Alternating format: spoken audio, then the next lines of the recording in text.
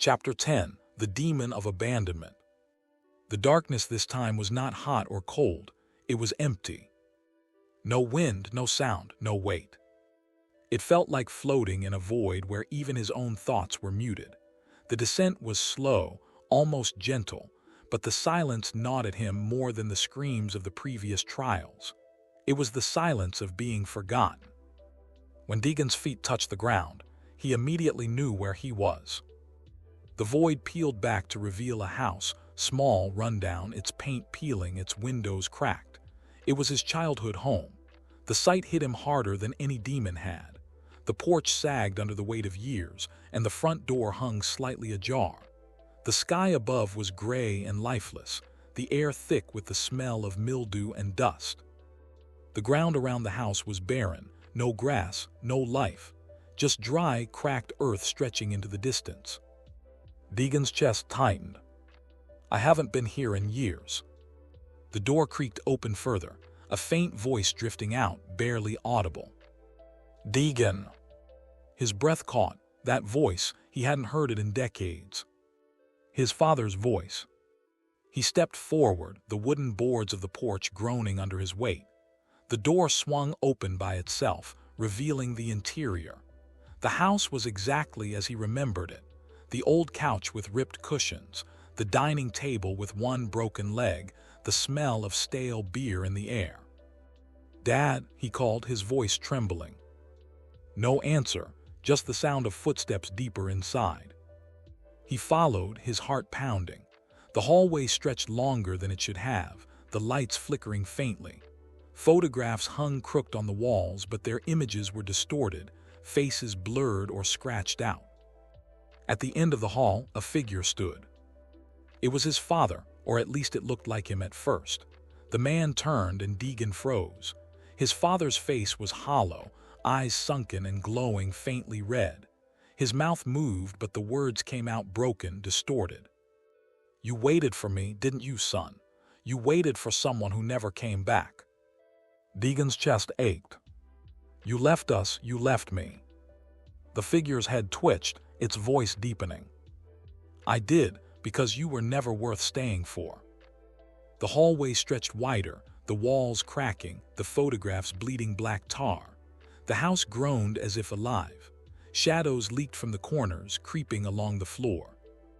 Deagan's fists clenched. "That's not true, you're not him." The figure grinned, its teeth sharp. "I am the truth you've buried.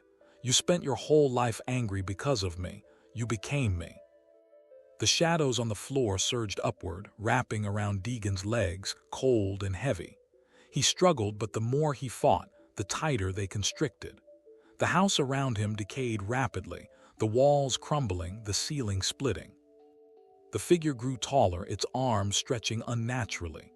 Its face melted into a skeletal mask, skin hanging in tatters. Its eyes burned brighter and its voice roared. "I am the void your father left inside you." The shadows slammed him to the floor, pinning him. The creature loomed over him, its claws pressing into his chest. Deagan screamed, thrashing, his lungs burning. Memories flooded his mind, waiting on the porch for a father who never came, listening to his mother cry herself to sleep, growing up angry at a world that felt like it had abandoned him. The demon hissed, pressing harder. "Say it, say you were never loved." Tears streaked down Deagan's bloodied face. "No, I was loved. Maybe not by you, but by her, by people who mattered." The demon screeched, its claws digging deeper. The shadows wrapped tighter, crushing his ribs. "You are nothing but an abandoned boy, crying for someone who never cared." The pain was unbearable, but through the agony, his mother's voice cut through, strong and clear. "You were always worth everything, baby, always." Deagan's rage flared, but not wild like before, controlled, focused. He grabbed the shadow, pinning his chest, and tore it apart with sheer will. The tendrils recoiled, hissing. He forced himself to his feet, blood dripping from his mouth. The demon roared, swiping at him, but Deagan dodged and grabbed a broken beam from the collapsing wall. With a guttural scream, he drove it into the creature's chest. The demon staggered, its form flickering between his father's image and a monstrous shape. "You're not him," Deagan spat. "You're just what's left of the pain he gave me, and I don't need you anymore." The demon let out an ear-splitting scream as the beam tore through its chest, shattering the glowing core inside.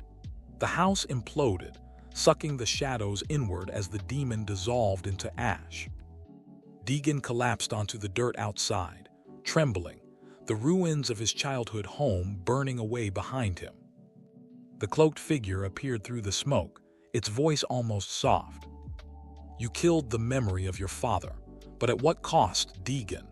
Every time you tear away a demon, you tear away another part of who you were." Deagan's voice was hoarse but steady. "Then I'll keep tearing until there's nothing left but the part worth saving." The figure tilted its head slowly. "Then fall again, and see what is left of you after the next trial." The ground opened beneath him, and the abyss swallowed him into the next nightmare.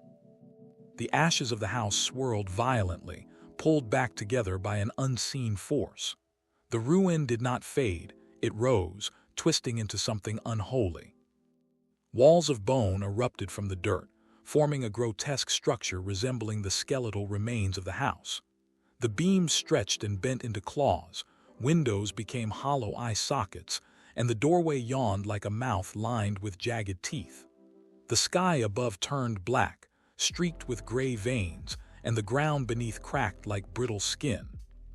From the doorway stepped the demon again, but no longer in his father's shape. It was a towering creature made entirely of bones bound together with shadows, its ribs glowing faintly with a dying red light. Its head was a skull, fractured and asymmetrical, jaw hanging open as if to scream forever. From its back spilled chains made of vertebrae, lashing violently. Its voice was no longer his father's. It was a chorus of every abandoned child, every echo of pain he had buried. "You fear me because you fear becoming me. You fear that you will abandon everyone who loves you." The chains lashed out, wrapping around Deagan's arms and legs, dragging him toward the creature. He clawed at the ground, but the dirt turned to quicksand, pulling him closer. The demon bent down, its skull inches from his face, its breath freezing the air.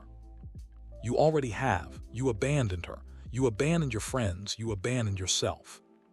The chains lifted him high, suspending him above the creature's open maw. Inside its throat was not darkness, but a swirling void of screaming faces, mouths open in eternal cries for help. "Join them, Deagan. You belong with those who leave and are left behind." The chains tightened, cutting into his flesh, blood dripping down onto the monster's face. He screamed in pain, his vision blurring. Memories crashed into him, Mara crying alone, Riker's overdose, his mother sitting in an empty house after his father left. The voices inside the void screamed louder. "You're just like him. You'll leave them all. You'll never stay." "No, I'm not him." Through the haze, a spark ignited. He felt it deep inside, faint but burning. "I'm not him," he roared, twisting against the chains. His muscles tore, but he ripped one arm free. With his freed hand, he grabbed a shard of the broken house's bone wall and slammed it into the chain holding his other arm. The link cracked. The demon screeched, its chains writhing violently. "You can't break what you are." "I'm not what you say I am," he yelled, ripping another chain free. Blood poured from the wounds, but he didn't stop. One by one, he tore through the bindings, each link shattering with a deafening crack. The creature roared, lunging at him, but he caught the final chain and yanked with everything he had, pulling the demon down with it. He leapt onto its back as it stumbled, driving the bone shard into the glowing light inside its ribs. The monster convulsed, shadows bursting from its wounds. Deagan grabbed the rib bones and ripped the cage apart, exposing the core, a small, flickering red heart. The voices screamed in unison. "Don't destroy me, I am you." Deagan's eyes burned with tears as he clenched the heart in his hand. "No, you're the part of me I'm leaving behind." He crushed it. The heart exploded in a blinding flash, the creature shrieking as it disintegrated into dust and screams. The skeletal house collapsed, its pieces scattering like ash in the wind. The void around him cracked, fragments of black sky falling away. When the light faded, Deagan was on his knees, shaking, blood covering his hands. His breathing came in ragged gasps, and for a moment there was only silence. Then the cloaked figure appeared, stepping out of the shadows like it had been waiting. Its glowing eyes burned brighter than ever. You tore the fear of becoming your father from your soul, admirable but costly.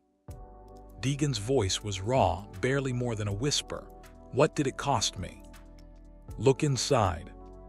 He did. Deep within, he felt it, a hollow space where something had been ripped away. The pain of abandonment was gone, but so was a part of the love that once defined him. His heart felt heavier and emptier at the same time. The figure's voice was almost amused. Each trial leaves you less human, Deagan. Soon, there will be nothing left to save. Deagan glared through the pain. I don't care. I'll crawl through hell itself if I have to. The figure tilted its head slowly, almost in approval. Good, you'll need that resolve for what comes next. The ground beneath Deagan's feet shattered, and he fell once more into the abyss, the figure's voice echoing after him. The next demon will not just break you, it will consume everything you love.